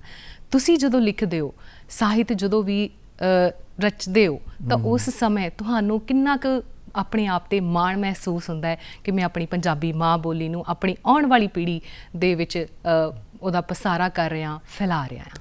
ਨਹੀਂ, ਦੇਖੋ ਇਹ ਤਾਂ ਕੁਦਰਤੀ ਵਰਤਾਰਾ ਹੈ ਵੀ ਜਦੋਂ ਜਿਹੜੇ ਸੁਪਨੇ ਆਉਂਦੇ ਨੇ, ਜਿਹੜੀ ਸੋਚ ਆਉਂਦੀ ਹੈ, ਜਿਹੜੀਆਂ ਭਾਵਨਾਵਾਂ ਨੇ, ਉਹ ਸਿਰਫ ਉਸ ਬੋਲੀ 'ਚ ਹੀ ਤੁਹਾਨੂੰ ਆਉਂਦੀਆਂ ਨੇ ਜਿਹੜੀ ਮਾਂ ਬੋਲੀ ਮਾਂ ਤੋਂ ਸਿੱਖੀ ਹੁੰਦੀ ਹੈ। ਤੋ ਜਦੋਂ ਆਪਣੀ ਭਾਸ਼ਾ 'ਚ ਜਦੋਂ ਲਿਖਣਾ ਹੈ ਔਰ ਜਿਸ ਤਰ੍ਹਾਂ ਮੈਂ ਪਹਿਲਾਂ ਰਸੂਲ ਹਮਜ਼ਾ ਤੋਪ ਦੀ ਗੱਲ ਕੀਤੀ ਹੈ ਵੀ ਮੇਰੀ ਬੋਲੀ ਚਾਹੇ ਗਰੀਬ ਹੈ, ਮੈਂ ਪੰਜਾਬੀ ਨੂੰ ਗਰੀਬ ਨਹੀਂ ਕਹਿੰਦਾ, ਮੈਂ ਉਹਦੀ ਗੱਲ ਕਰ ਰਿਹਾ। ਆਪਣੀ ਬੋਲੀ ਤਾਂ ਮਾਣ ਹੈ ਮੈਨੂੰ ਔਰ ਬਹੁਤ ਅਮੀਰ ਬੋਲੀ ਹੈ ਸਾਡੀ, ਤੇ ਪਰ ਇਹਦੇ 'ਚ ਮੈਂ ਜੋ ਚਾਹਾਂ ਪ੍ਰਗਟ ਕਰ ਸਕਦਾ ਆਪਣੀ ਮਾਂ ਬੋਲੀ। ਇਹ ਜਿਹੜੀ ਹੈ ਇਸ ਗੱਲ ਦੀ ਮਾਣ ਹੈ। ਪਰ ਇਹ ਹੈ ਵੀ ਕਈ ਵਾਰੀ ਇਸ ਤਰ੍ਹਾਂ ਹੁੰਦਾ ਹੈ ਵੀ ਜਦੋਂ ਅਸੀਂ ਕੋਈ ਦੂਸਰੀ ਭਾਸ਼ਾ ਬੋਲਣ ਦਾ ਯਤਨ ਕਰਦੇ ਹਾਂ ਜੀ। ਮੈਂ ਤੁਹਾਨੂੰ ਇੱਕ ਐਗਜ਼ਾਮਪਲ ਦਿੰਦਾ ਬਹੁਤ ਵਧੀਆ। ਵੀ ਇੱਕ ਕੋਈ ਪ੍ਰਚਾਰਕ ਸੀਗਾ ਸਾਂਝੇ ਪੰਜਾਬ ਵੇਲੇ ਦਾ, ਉਹ ਕਿਤੇ 5-10 ਸਾਲ ਕਿਤੇ ਬਾਹਰ ਲਾਇਆ ਹੈ, ਅਰਬ ਵੱਲ, ਕਿਤੇ ਕਾਬਲ ਵੱਲ, ਇੱਧਰ ਜਾ ਕੇ ਅਫਗਾਨਿਸਤਾਨ ਵੱਲ ਕਿਤੇ ਲਾਇਆ ਹੈ। ਠੀਕ ਹੈ। ਔਰ ਉਹ ਸਿੱਖਿਆ ਹੈ ਉੱਥੋਂ ਦੀ ਬੋਲੀ। ਉਹਨੇ ਕਿਹਾ ਜਦੋਂ ਮੈਂ ਹੁਣ ਨਵੀਂ ਜਗ੍ਹਾ ਜਾਊਂਗਾ, ਜਿੱਥੇ ਪਹਿਲਾਂ ਸੀ ਉੱਥੇ ਨਹੀਂ ਜਾਣਾ, ਉੱਥੇ ਜਾ ਕੇ ਨਾ ਇਸ ਨਵੀਂ ਭਾਸ਼ਾ 'ਚ ਉਹਨਾਂ ਨੂੰ, ਲੋਕਾਂ ਨੂੰ ਦੱਸੂਗਾ। ਔਰ ਲੋਕ ਉੱਥੇ ਪ੍ਰਚਾਰ ਕਰਨ ਲੱਗ ਗਿਆ ਵੀ ਉਹਨੂੰ ਲੋਕਾਂ ਨੂੰ ਸਮਝ ਨਾ ਆਇਆ ਕਰੇ ਵੀ ਇਹ ਬੋਲਦਾ ਕੀ ਆ, ਸਾਨੂੰ ਸਮਝ ਨਹੀਂ ਆਉਂਦੀ। ਉਹ ਆਪਣੇ ਜਾਣੇ ਸਮਝ ਰਿਹਾ ਸੀ ਵੀ ਮੇਰਾ ਬੜਾ ਪ੍ਰਭਾਵ ਬਣ ਰਿਹਾ, ਮੇਰਾ ਬੜਾ ਰੋਹ ਪੈ ਰਿਹਾ ਇਹਨਾਂ ਤੇ, ਮੇਰਾ ਗਿਆਨ ਵੀ ਇਹ ਬਹੁਤ ਵੱਡਾ ਪ੍ਰਚਾਰਕ ਹੈ, ਬੜਾ ਗਿਆਨਵਾਨ ਹੈ, ਤੇ ਮੇਰੀ ਜਿਹੜੀ ਵਿਦਵਤਾ ਹੈ ਉਹ ਇਹਨਾਂ ਦੇ ਉੱਤੇ ਪੂਰੀ ਛਾਈ ਹੋਈ ਹੈ। ਉਹਨਾਂ ਨੂੰ ਕੋਈ ਪਤਾ ਨਾ ਲੱਗੇ, ਬਹੁਤ ਦਿਨ ਨਿਕਲ ਗਏ। ਅੱਛਾ ਜੀ। ਇਸ ਤਰ੍ਹਾਂ ਕਰਦੇ ਰਹੇ। ਔਰ ਉਹਨਾਂ ਨੂੰ ਉਹ ਇੱਕ ਦੂਜੇ ਨਾਲ ਗੱਲਾਂ ਕਰਦੇ ਹੈ ਕਿਹੜੇ ਕਿੱਥੋਂ ਦਾ ਆਦਮੀ ਆਇਆ, ਕਿੱਧਰੋਂ ਆਇਆ ਹੈ, ਕਿਉਂਕਿ ਉਹ ਨਵੀਂ ਥਾਂ ਸੀ। ਇੱਕ ਵਾਰੀ ਉਹ ਪ੍ਰਚਾਰ ਕਰ ਰਿਹਾ ਲੋਕਾਂ ਦੇ ਸਾਹਮਣੇ, 300-400 ਲੋਕ ਬੈਠਾ ਹੋਇਆ, ਔਰ ਉਹਦੇ ਲੁੰਗੀ ਪਾਈ ਹੋਈ ਸੀ। ਅੱਛਾ। ਉਹ ਪਤਾ ਨਹੀਂ ਕਿੱਧਰੋਂ ਕੋਈ ਨੇੜੇ ਕਿਤੇ ਖੱਖਰ ਲੱਗੀ ਹੋਣੀ, ਉਹ ਭੂੰਡ ਆ ਕੇ ਉਹਦੀ ਲੁੰਗੀ 'ਚ ਵੜ ਗਿਆ। ਅੱਛਾ। ਲੁੰਗੀ 'ਚ ਉਹਨੇ ਲੜ ਗਿਆ, ਕਹਿੰਦਾ ਹਾਏ ਨਹੀਂ, ਮਾਂ ਮਰ ਗਿਆ। ਉਹਦੇ ਮੂੰਹੋਂ ਨਿਕਲ ਗਿਆ ਸੰਕਟ ਵੇਲੇ ਆਪਣੀ ਬੋਲੀ ਨਿਕਲੀ ਜਿੱਦੋਂ ਗਿਆ ਸੀ। ਉਹ ਕਹਿੰਦੇ ਉਹ ਤਾਂ ਪੰਜਾਬੀ ਹੈ। ਤੇ ਅਸੀਂ ਠੀਕ ਹੈ ਦੂਸਰੀ ਭਾਸ਼ਾ ਸਿੱਖ ਲੈਂਦੇ ਹਾਂ, ਪਰ ਜਿਸ ਤਰ੍ਹਾਂ ਜਦੋਂ ਸਾਨੂੰ ਸੰਕਟ ਵੇਲੇ, ਜਦੋਂ ਸਾਨੂੰ ਲੋੜ ਆਉਂਦੀ ਹੈ, ਉਦੋਂ ਸਾਡੀ ਆਪਣੀ ਮਾਂ ਬੋਲੀ ਉਹਦਾ ਉਚਾਰਨ ਕਰਦੇ ਉਦੋਂ ਨਿਕਲਦੀ ਹੈ। ਤੇ ਇਸ ਕਰਕੇ ਮੈਨੂੰ ਜਦੋਂ ਆਪਣੇ ਭਾਸ਼ਾ ਜਿਹੜੀ ਬਚਪਨ ਤੋਂ ਸਿੱਖੀ ਆ, ਮਾਂ ਤੋਂ ਸਿੱਖੀ ਆ, ਉਹਦੇ ਵਿੱਚ ਜਦੋਂ ਅਸੀਂ ਕੋਈ ਗੱਲ ਕਰਦੇ ਹਾਂ ਤੇ ਉਹ ਜ਼ਰੂਰੀ ਹੈ। ਹੁਣ ਦੇਖੋ ਕੋਇਲ ਆਪਣੀ ਬੋਲੀ ਬੋਲਦੀ ਹੈ, ਕਾਂ ਆਪਣੀ ਬੋਲੀ ਬੋਲਦਾ ਹੈ, ਪੰਛੀ ਆਪਣੀ ਬੋਲੀ ਬੋਲਦੇ, ਤੋਤਾ ਜਦੋਂ ਬੰਦੇ ਦੀ ਬੋਲੀ ਬੋਲਣ ਲੱਗਦਾ ਉਹ ਪਿੰਜਰੇ 'ਚ ਵੜ, ਹਾਂ ਬਿਲਕੁਲ, ਉਹਨੂੰ ਪਿੰਜਰੇ 'ਚ ਪਾ ਦਿੰਦੇ। ਜਦੋਂ ਦੂਜੀ ਬੋਲੀ ਬੋਲਦੀ ਉਹਦੀ ਆਜ਼ਾਦੀ ਚਲੀ ਗਈ। ਆਪਣੀ ਬੋਲੀ ਜਿਹੜੇ ਬੋਲਦੇ ਪੰਛੀ ਉਹ ਆਜ਼ਾਦ ਨੇ, ਜੋ ਦੂਸਰੇ ਦੀ ਬੋਲੀ ਬੋਲਦਾ ਉਹ ਪਿੰਜਰੇ 'ਚ। ਤੇ ਇਸ ਕਰਕੇ ਆਪਣੀ ਮਾਂ ਭਾਸ਼ਾ ਨੂੰ, ਮਾਤ ਭਾਸ਼ਾ ਨੂੰ, ਮਾਂ ਬੋਲੀ ਨੂੰ ਜਿਹੜਾ ਹੈ ਉਹਦਾ ਮਾਣ ਵੀ ਉਸ ਤਰ੍ਹਾਂ ਹੀ ਕਰਨਾ ਚਾਹੀਦਾ, ਸਤਿਕਾਰ ਵੀ ਉਸ ਤਰ੍ਹਾਂ ਕਰਨਾ ਚਾਹੀਦਾ। ਬਿਲਕੁਲ। ਤੁਸੀਂ ਨਾ ਸਾਂਝੇ ਪੰਜਾਬ ਦੀ ਗੱਲ ਕੀਤੀ ਤੇ ਮੈਨੂੰ ਯਾਦ ਆ ਗਿਆ ਉਹ ਪੰਜਾਬ ਜਦੋਂ ਅਸੀਂ ਇਕੱਠੇ ਹੁੰਦੇ ਸੀ, ਬੋਲੀਆਂ ਅਸੀਂ ਬੋਲਦੇ ਸੀ ਇੱਕ ਦੂਜੇ ਦੇ ਨਾਲ, ਸਾਂਝ ਸਾਡੀ ਪਿਆਰ ਵਾਲੀ ਆਪਣੀ ਮਾਂ ਬੋਲੀ ਦੇ ਵਿੱਚ ਹੁੰਦੀ ਸੀ। ਪਰ ਸਾਡੀ ਜਿਹੜੀ ਬੋਲੀ ਉਹਦਾ ਜਿਹੜਾ ਹੈ ਕਿਤੇ ਨਾ ਕਿਤੇ ਸਾਡਾ ਅਸੀਂ ਅੱਡ ਹੋ ਗਏ, ਵੱਖ ਹੋ ਗਏ। ਸਾਡੀ ਵੱਖ-ਵੱਖ ਬੋਲੀਆਂ ਦੇ ਵਿੱਚ ਕੀ ਅੰਤਰ ਹੈ? ਨਹੀਂ, ਮੈਨੂੰ ਤੁਸੀਂ ਸਾਂਝੇ ਪੰਜਾਬ ਦੀ ਗੱਲ ਕੀਤੀ, ਮੈਨੂੰ ਉਹ ਸ਼ਰਫ ਯਾਦ ਆ ਗਿਆ, ਫਿਰੋਜ਼ਦੀਨ ਸ਼ਰਫ। ਅੱਛਾ ਜੀ, ਵਾਹ।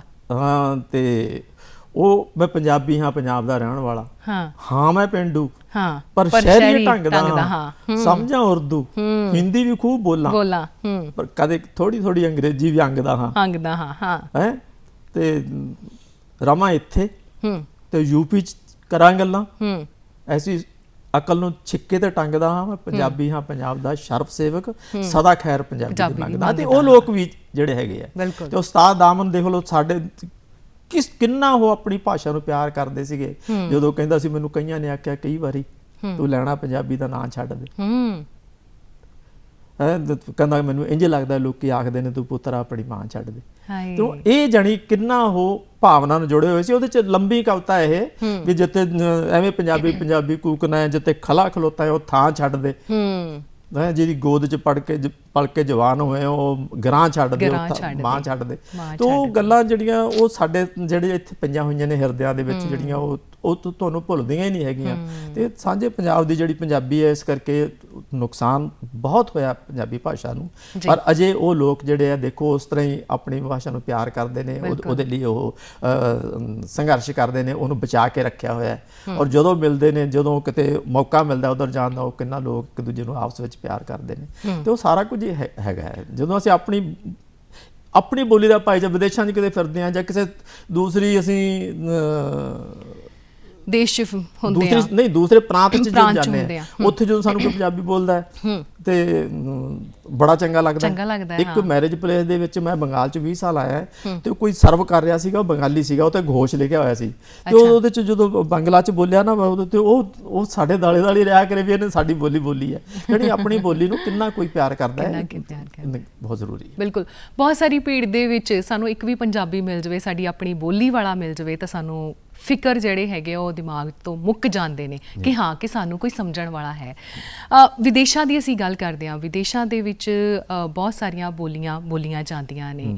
ਉੱਥੇ ਜਦੋਂ ਤੁਸੀਂ ਗਏ ਸੀ ਕਿਤੇ, ਕਿਸੇ ਵੀ ਦੇਸ਼ ਦੇ ਵਿੱਚ ਜਾਂ ਕਿਸੇ ਵੀ ਪ੍ਰਾਂਤ ਦੇ ਵਿੱਚ, ਕਿਸੇ ਵੀ ਵਿਦੇਸ਼ ਦੇ ਵਿੱਚ ਗਏ ਹੈਗੇ ਆ, ਤੇ ਉੱਥੇ ਜਦੋਂ ਪੰਜਾਬੀ ਬੋਲੀ ਜਾਂਦੀ ਹੈ, ਕਿੰਨਾ ਕੁ ਚੰਗਾ ਲੱਗਦਾ ਹੈ ਤੁਹਾਨੂੰ?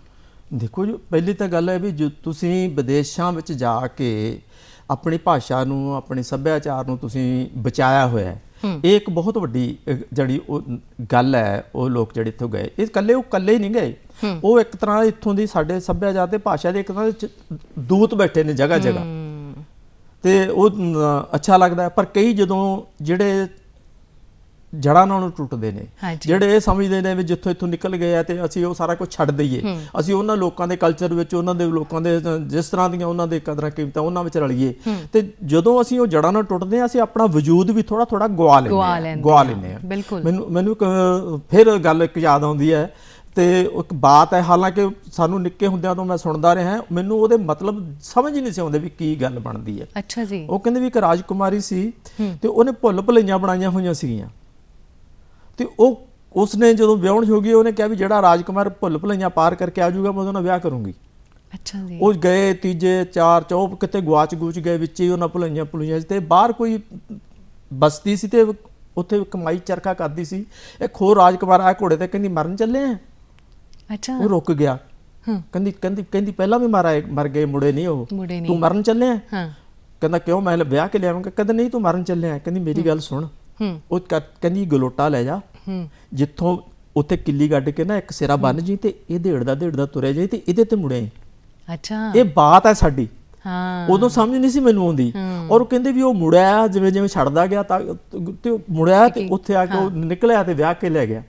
ਇਹਦਾ ਮਤਲਬ ਹੈ ਜੇ ਤੁਸੀਂ ਜੜ੍ਹਾਂ ਨੂੰ ਭੁੱਲੋਗੇ ਨਹੀਂ, ਜੁੜੇ ਰਹੋਗੇ ਉਹਦੇ ਨਾਲ, ਮੁੜੇ ਆਓਗੇ, ਤੇ ਨਹੀਂ ਤੁਸੀਂ ਉਹ ਦੁਨੀਆ ਦੀ ਭੀੜ 'ਚ ਗਵਾਚ ਜਾਓਗੇ, ਤੁਹਾਨੂੰ ਤੁਸੀਂ ਨਹੀਂ ਲੱਭਣਾ ਹੈਗਾ। ਕਿੱਡੇ ਵੱਡੇ ਉਸ ਬਾਤ ਦੇ ਅਰਥ ਹੈ। ਤੇ ਜਦੋਂ ਅਸੀਂ ਆਪਣਾ ਸੱਭਿਆਚਾਰ ਉੱਥੇ ਲੈ ਕੇ ਜਾਂਦੇ ਹਾਂ, ਆਪਣੀ ਭਾਸ਼ਾ ਲੈ ਕੇ ਜਾਂਦੇ ਹਾਂ। ਹੁਣ ਜਦੋਂ ਉੱਥੇ ਜਾਂਦੇ ਹਾਂ ਤੇ ਉੱਥੇ ਪੰਜਾਬੀ ਸਕੂਲ ਖੁੱਲ੍ਹੇ ਨੇ, ਗੁਰਦੁਆਰਿਆਂ ਦੇ ਵਿੱਚ ਜਿਹੜੇ ਆ ਉਹ ਪੰਜਾਬੀ ਪੜ੍ਹਾਈ ਜਾਂਦੀ ਹੈ। ਜੇ ਜਾਂ ਆਪਣੇ ਪੇਰੈਂਟਸ ਜਿਹੜੇ ਇੰਨੇ ਅਵੇਅਰ ਹੈ ਵੀ ਆਪਣੇ ਬੱਚਿਆਂ ਨੂੰ ਜਿਹੜਾ ਅਸੀਂ ਪੰਜਾਬੀ ਜ਼ਰੂਰ ਸਿਖਾਉਣੀ ਹੈ, ਭਾਵੇਂ ਅੰਗਰੇਜ਼ੀ ਬੋਲੀ ਜਾਣ, ਤੇ ਅਸੀਂ ਵੀ ਕਹਿੰਦੇ ਵੀ ਜਿੰਨੀਆਂ ਭਾਸ਼ਾਵਾਂ ਮਰਜ਼ੀ ਸਿੱਖੇ ਬੱਚਾ, ਇਹ ਚੰਗੀ ਗੱਲ ਹੈ, ਉਹਦੇ ਵਿਕਾਸ ਲਈ ਲੋੜ ਹੈ। ਪਰ ਆਪਣੀ ਮਾਂ ਬੋਲੀ ਨੂੰ ਪਿੱਠ ਦਿਖਾ ਕੇ ਜਾਂ ਉਸ ਨੂੰ ਪਾਸਾ ਵੱਟ ਕੇ ਜੇ ਸਿੱਖਦਾ ਤਾਂ ਫਿਰ ਉਹ ਭੀੜ 'ਚ ਉਹ ਜਿਵੇਂ ਰਾਜਕਾਨ ਉਹ ਗਵਾ ਜਾਊਗਾ, ਉਹ ਮੁੜ ਕੇ ਨਹੀਂ ਆਏਗਾ। ਇੱਕ ਬੜਾ ਜ਼ਰੂਰੀ ਹੈ। ਹਾਲਾਂਕਿ ਉਹ ਜਦੋਂ ਜਿਹੜੀਆਂ ਇੱਥੋਂ ਅਨਪੜ੍ਹ ਵੀ ਸਾਡੀਆਂ ਬੀਬੀਆਂ ਉੱਥੇ ਸਭ ਭੈਣਾਂ ਮਾਵਾਂ ਜਾਂਦੀਆਂ ਨੇ, ਉਹ ਆਪਣੀ ਵਿੱਚ ਜੋੜ ਲੈਂਦੀਆਂ, ਰੋਟੀ ਖਾਣਾ ਮੰਗਦਾ ਹੈ, ਮੈਂ ਜਾਣਾ ਮੰਗਦਾ ਹੈ, ਬਾਪੂ ਮੈਂ ਤੇਰੇ ਨਾਲ ਗੱਲ ਕਰਨਾ ਮੰਗਦਾ ਹੈ, ਇਹੋ ਜਿਹੀ ਭਾਸ਼ਾ ਜਿਹੜੀ ਉਹ ਬੋਲਦੇ ਨੇ। ਜਾਂ ਜਿਵੇਂ ਕਹਿਣਗੇ ਅਸੀਂ ਰੂਫਾਂ ਤੇ ਚੜ੍ਹ ਗਈਆਂ, ਅਸੀਂ ਵਿੰਡੋਆਂ ਖੋਲਤੀਆਂ, ਤੇ ਇਹ ਸਾਰਾ ਕੁਝ ਹੋ ਰਿਹਾ ਲੇਕਿਨ ਫਿਰ ਵੀ ਅੱਛਾ ਲੱਗਦਾ ਹੈ। ਬਿਲਕੁਲ ਤੁਸੀਂ ਜਿਹੜੇ ਸ਼ਬਦ ਨੇ ਉਹ ਅੰਗਰੇਜ਼ੀ ਦੇ ਵਰਤੋਂ ਕੀਤੇ ਨੇ। ਅਸੀਂ ਹਰ ਰੋਜ਼ ਬਹੁਤ ਸਾਰੇ ਸ਼ਬਦ ਜਿਹੜੇ ਅੰਗਰੇਜ਼ੀ ਦੇ ਵਰਤੋਂ ਕਰਦੇ ਹਾਂ। ਪੰਜਾਬੀ ਦੇ ਵਿੱਚ ਕੁਝ ਇੱਦਾਂ ਦੇ ਸ਼ਬਦ ਹੁੰਦੇ ਨੇ ਕਿ ਉਹਨਾਂ ਦਾ ਜਿਹੜਾ ਰੂਪਾਂਤਰਣ ਹੈ, ਜਾਂ ਅਸੀਂ ਕਹਿ ਦਈਏ ਕਿ ਉਹਨਾਂ ਦੇ ਜਿਹੜਾ ਅਸੀਂ ਸਹੀ ਤਰੀਕੇ ਦੇ ਨਾਲ ਉਹਨਾਂ ਨੂੰ ਉਚਾਰਨ ਨਹੀਂ ਕਰ ਪਾਉਂਦੇ, ਤਾਂ ਫਿਰ ਅਸੀਂ ਲੱਭਦੇ ਹਾਂ ਕਿ ਕੋਈ ਹੋਰ ਹੀ ਸ਼ਬਦ ਬੋਲ ਦਈਏ ਉਹਦਾ। ਤੇ ਸ਼ਬਦਾਂ ਦਾ ਉਚਾਰਨ ਕਿੰਨਾ ਕੁ ਸਹੀ ਹੋਣਾ ਚਾਹੀਦਾ ਹੈ, ਕਿੰਨਾ ਕੁ ਸਾਡੀ ਸ਼ਬਦਾਂ ਤੇ ਪਕੜ ਹੋਣੀ ਚਾਹੀਦੀ ਹੈ। ਠੇਠ ਪੰਜਾਬੀ ਜਿਹਨੂੰ ਅਸੀਂ ਕਹਿ ਦਈਏ, ਬੋਲੀਏ, ਤਾਂ ਇਹੋ ਜਿਹਾ ਸਾਨੂੰ ਕੀ ਕੁਝ ਕਰਨਾ ਚਾਹੀਦਾ ਹੈ? ਇਹ ਤੁਹਾਡਾ ਸਵਾਲ ਤਾਂ ਮੈਂ ਸਮਝ ਗਿਆ। ਇਹਦੇ 'ਚ ਨਾ ਦੇਖੋ ਵਰਗ ਸਮਝਦਾ ਮੈਂ ਬਣੇ ਹੁੰਦੇ ਨੇ। ਇਹ ਕਿਸੇ ਪੇਂਡੂ ਤੋਂ ਅਸੀਂ ਸਹੀ ਉਚਾਰਨ ਦਾ ਜਿਹੜੇ ਕਈ ਵਾਰੀ ਤਵੱਕੋ ਨਹੀਂ ਰੱਖ ਸਕਦੇ ਹੈ। ਜੇ ਅਧਿਆਪਕ ਹੈ ਉਹ ਅਸੀਂ ਰੱਖਦੇ ਹਾਂ ਵੀ ਉਸ ਨੂੰ ਸਹੀ ਬੋਲਣੀ ਚਾਹੀਦੀ ਹੈ। ਅੱਗੇ ਸਾਡੇ ਵਿਸ਼ਵ ਵਿਦਿਆਲੇ ਨੇ, ਯੂਨੀਵਰਸਿਟੀਆਂ ਨੇ, ਇੱਕ ਕੰਮ ਉਹਨਾਂ ਦਾ ਹੈਗਾ ਸਾਰਾ। ਪਿੰਡਾਂ ਦੇ ਲੋਕ ਜਿਹੜੇ ਆ ਕਈ ਵਾਰੀ ਮਤਲਬ ਨੂੰ ਮਤਬਲ ਕਹਿ ਦਿੰਦੇ ਨੇ, ਲੇਕਿਨ ਉਹ ਚੱਲ ਰਿਹਾ ਹੈ, ਚੱਲੀ ਜਾਂਦਾ ਹੈ। ਤੇ ਹੁਣ ਇਹ ਸਾਰਾ ਕੁਝ ਇਸ ਤਰ੍ਹਾਂ ਹੈ ਵੀ ਉਹਨਾਂ ਲੋਕਾਂ ਦੀ ਜਿਸ ਤਰ੍ਹਾਂ ਉਹਨਾਂ ਦਾ ਸੰਚਾਰ ਸ਼ੁਰੂ ਤੋਂ ਹੋ ਗਿਆ, ਸੰਵਾਦ ਇੱਕ ਦੂਜੇ ਨਾਲ ਹੋ ਗਿਆ, ਤੇ ਉਹ ਹਾਲਾਂਕਿ ਉਹਨਾਂ ਨੂੰ ਵੀ ਸਹੀ ਕਰਾਉਣਾ ਚਾਹੀਦਾ, ਜਾਂ ਅਸੀਂ ਉਹਨੂੰ ਦੱਸੀਏ ਵੀ ਆਹ ਗੱਲ ਇਹ ਨਹੀਂ ਹੈ, ਇਸ ਤਰ੍ਹਾਂ ਹੈਗੀ ਹੈ, ਤੇ ਉਹ ਲੇਕਿਨ ਚੱਲ ਰਿਹਾ ਸਾਡੇ, ਕਿਉਂਕਿ ਉਹਨਾਂ ਲੋਕਾਂ ਨੇ ਉਸ ਤਰ੍ਹਾਂ ਦੀ ਬਕਾਇਦਾ ਪੜ੍ਹਾਈ ਨਹੀਂ ਕੀਤੀ ਹੁੰਦੀ, ਜਾਂ ਬਕਾਇਦਾ ਕਿਸੇ ਤੋਂ ਸਿੱਖਿਆ ਨਹੀਂ ਲਈ ਹੁੰਦੀ, ਜਾਂ ਕਿਸੇ ਦੀ ਸਕੂਲਿੰਗ ਨਹੀਂ ਕੀਤੀ ਹੁੰਦੀ, ਜਾਂ ਉਹਨਾਂ ਨੂੰ ਪਤਾ ਨਹੀਂ ਹੁੰਦਾ। ਤੇ ਇਹ ਸਾਰਾ ਹੈਗਾ। ਬਾਕੀ ਸਕੂਲਾਂ ਦੇ ਵਿੱਚ ਅਧਿਆਪਕ, ਯੂਨੀਵਰਸਿਟੀਆਂ ਦੇ ਵਿੱਚ ਪ੍ਰੋਫੈਸਰ, ਲੈਕਚਰਰ, ਉਹ ਸਾਰੇ ਜਿਹੜੇ ਆ ਉਹਨਾਂ ਦੇ ਉਚਾਰਨ ਜਿਹੜੇ ਮੈਂ ਸਮਝਦਾ ਵੀ ਕੋਈ ਇਸ ਤਰ੍ਹਾਂ ਦੇ ਨਹੀਂ ਹੈ ਵੀ ਕਦੀ ਉਹ ਸਹੀ ਨਹੀਂ ਹੁੰਦੇ। ਉਹ ਸਹੀ ਬੋਲਦੇ ਵੀ ਨੇ, ਸਹੀ ਕਰਦੇ ਨੇ ਵੀ। ਤੇ ਪਰ ਕਈ ਵਾਰ ਹੁੰਦਾ ਹੈ ਅਖਬਾਰਾਂ ਦੇ ਵਿੱਚ ਜਾਂ ਅਸੀਂ ਕਿਤੇ ਸਾਈਨ ਬੋਰਡ ਲੱਗੇ ਹੁੰਦੇ ਨੇ, ਹੈ ਨਾ, ਤੇ ਉਹਨਾਂ ਦੇ ਵਿੱਚ ਜਿਹੜੇ ਸ਼ਬਦ ਲਿਖੇ ਹੁੰਦੇ ਨੇ ਉਹ ਗਲਤ ਹੁੰਦੇ ਨੇ, ਸਿਆਰੀਆਂ ਬਿਆਰੀਆਂ, ਔਂਕੜ ਦਲੈਂਕੜ। ਇਹਦੇ ਲਈ ਜ਼ਿੰਮੇਵਾਰ ਕੌਣ ਹੈ? ਇਹਦੇ 'ਚ ਜ਼ਿੰਮੇਵਾਰ ਤਾਂ ਵੈਸੇ ਮੈਂ ਸਮਝਦਾ ਵੀ ਦੇਖੋ ਜਿਹੜੇ ਕਲਾਕਾਰ ਸਮਝਦਾ ਮੈਂ ਉਹਨਾਂ ਨੂੰ, ਜਿਹੜੇ ਪੇਂਟਰ ਹੁੰਦੇ ਨੇ, ਜਿਹਨਾਂ ਤੋਂ ਬੋਰਡ ਲਿਖਾਏ ਜਾਂਦੇ ਨੇ, ਉਹ ਕੋਈ 4 ਜਮਾਤਾਂ ਪੜ੍ਹਿਆ ਹੁੰਦਾ, ਕੋਈ 5 ਜਾਂ ਕੋਈ 8 ਜਮਾਤਾਂ ਪੜ੍ਹਿਆ ਹੁੰਦਾ। ਜੇ ਤਾਂ ਉਹ 8 ਜਮਾਤਾਂ ਉਸ ਸਮੇਂ ਦਾ ਹੈ ਜਦੋਂ ਪਰਚੇ ਵੀ ਨਹੀਂ ਦੇਣੇ ਤੇ ਤੁਹਾਨੂੰ ਪਾਸ ਕਰ ਦੇਣਾ ਹੈ। ਜੇ ਤਾਂ ਉਹਨਾਂ ਵਿੱਚੋਂ ਉਹਨਾਂ ਨੂੰ ਖੂਬਸੂਰਤ ਅੱਖਰ ਲਿਖਣ ਉਹ ਜਾਣਦੇ ਨੇ, ਪਰ ਉਸ ਇਹਦੇ ਨੂੰ ਕੰਨਾ ਕਿੱਥੇ ਲਾਉਣਾ ਹੈ, ਬਿਹਾਰੀ ਕਿੱਥੇ ਲਾਉਣੀ ਹੈ, ਜਾਂ ਉਹ ਅਧਿਕ ਕਿੱਥੇ ਦੇਣਾ ਹੈ ਕਿ ਨਹੀਂ ਦੇਣਾ ਹੈਗਾ, ਉਹ ਉਹਨਾਂ ਕੋਲ ਗਿਆਨ ਨਹੀਂ ਹੁੰਦਾ।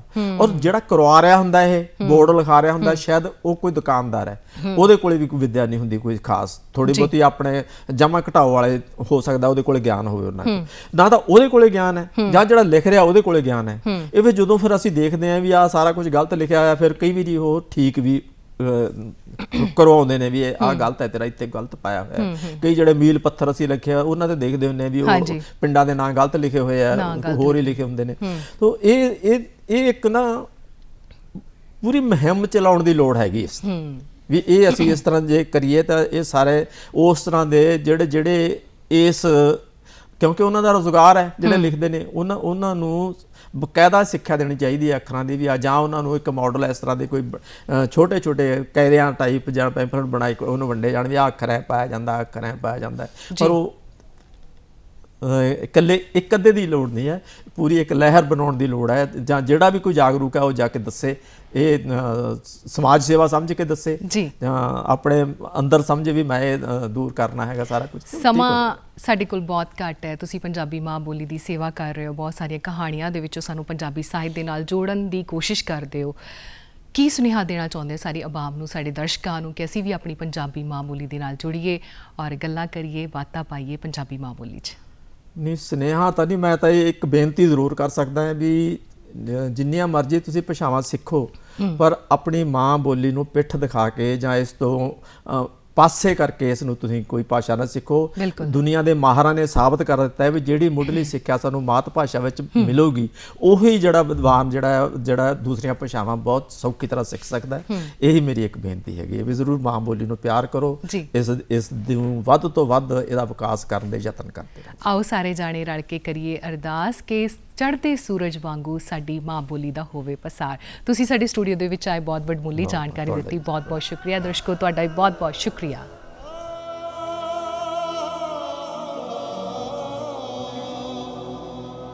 ਇਹ ਪੰਜਾਬ ਕੋਈ ਨਿਰਾ ਜੁਗਰਾਫੀਆ ਨਹੀਂ, ਇਹ ਇੱਕ ਰੀਤ ਇੱਕ ਗੀਤ ਇਤਿਹਾਸ ਵੀ ਹੈ। ਬਾਰਿਸ਼ਾਂ ਤੇ ਸੂਫੀਆਂ ਸਿਰਜੇ ਆਏ, ਇਹ ਇੱਕ ਫਲਸਫਾ ਸੋਚ ਅਹਿਸਾਸ ਵੀ ਹੈ। ਇਹ ਝਖੜਾ ਤੂਫਾਨਾਂ ਚੋਂ ਲੰਘਿਆ ਏ, ਇਹਦਾ ਮੁਖੜਾ ਕੁਝ ਉਦਾਸ ਵੀ ਹੈ। ਇੱਕ ਦਿਨ ਸ਼ਾਨ ਇਸ ਦੀ ਸੂਰਜ ਵਾਂਗ ਚਮਕੂ, ਮੇਰੀ ਆਸ ਵੀ ਹੈ, ਅਰਦਾਸ ਵੀ ਹੈ।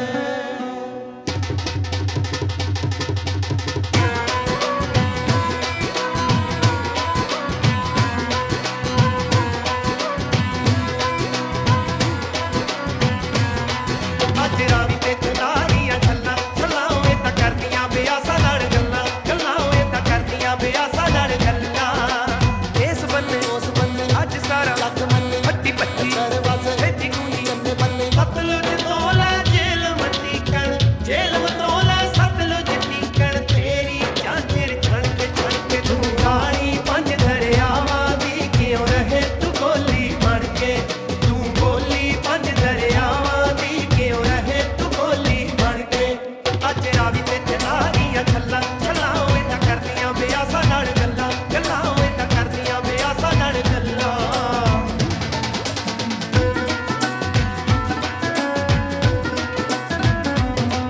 ਮੈਨੂੰ ਇਸ ਧਰਤੀ ਨੇ ਸਾਜਿਆ ਏ, ਤਾਰੀਖ ਨੇ ਸਾਜ ਨਿਹਾਜਿਆ ਏ, ਤੈਨੂੰ ਸ਼ੇਰ ਫਰੀਦ ਦੁਲਾਰਿਆ ਏ, ਗੁਰੂ ਨਾਨਕ ਦੇਵ ਸਵਾਰਿਆ ਏ। ਤੂੰ ਅੰਮੜੀ ਵਾਰਿਸ ਸ਼ਾਦੀ ਏ, ਤੇ ਬੁੱਲੇ ਬੇਪਰਵਾਹ ਦੀ ਏ, ਦਿਲੋਂ ਤਕਾਦਰ ਯਾਰ ਤੇਰੇ, ਹਾਸ਼ਮ ਤੇ ਬਰਖੁਰਦਾਰ ਤੇਰੇ। ਇਹੋ ਜਿਹੇ ਲਾਲਾ ਦੇ ਹੁੰਦਿਆਂ ਕਿਉਂ ਨਾ ਰਹੇ ਤੂੰ ਤਣ ਕੇ ਤੂੰ ਰਾਣੀ ਪੰਜ ਦਰਿਆਵਾਂ ਦੀ ਕਿਉਂ ਰਹੇ ਤੂੰ ਬੋਲੀ ਬਣ ਕੇ, ਤੂੰ ਬੋਲੀ ਪੰਜ ਦਰਿਆਵਾਂ ਦੀ ਕਿਉਂ ਰਹੇ ਤੂੰ ਬੋਲੀ ਬਣ ਕੇ। ਅੱਜ ਰਾਵੀ ਤੇ ਚਨਾਰੀਆਂ ਛੱਲਾਂ ਛੱਲਾਂ ਓਏ ਤਾਂ ਕਰਦੀਆਂ ਬਿਆਸਾਂ ਨਾਲ ਗੱਲਾਂ ਗੱਲਾਂ ਓਏ ਤਾਂ ਕਰਦੀਆਂ ਬਿਆਸਾਂ ਨਾਲ ਗੱਲਾਂ।